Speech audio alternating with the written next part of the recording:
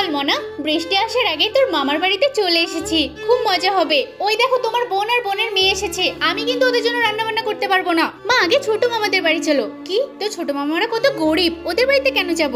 বাবু ইটগুলো ভালো করে সাজিয়ে দে, যে কোনো সময় বৃষ্টি চলে আসবে। ওরা তো নিজেদের ঘর ঠিক করতেই ব্যস্ত, আমাদেরকে কোথায় রাখবে? চল বড় মামাদের বাড়িতে। সাবধানে বাবু সাবধানে। এই বাবু দেখ দেখ তোর বুবু এসেছে, ওদেরকে ডেকে নিয়ে আসতে হবে, তাড়াতাড়ি নিচে আয়। আমি কিন্তু ওদেরকে এই বাড়িতে দেখতে চাই না, তুমি যেভাবেই হোক ওদেরকে তাড়িয়ে দাও। ঠিক আছে আমি দেখছি। ওই দেখ তোর বড় মামা, তাড়াতাড়ি প্রণাম কর। এই এসবের কোনো দরকার নেই, তুই কি আমাকে গরিব বানাবি? আর এই সময় কেন এসেছিস তোরা? ভাই 1-2 দিনের জন্য এসেছি থাকতে। 1-2 দিন থাকবে কোথায়, আমার বাড়িতে জায়গা নেই। কি আপনার তো এত বড় বাড়ি, জায়গা নেই বুঝি? তাই বলে কি তোদের জন্য বাড়িটা বানিয়েছি?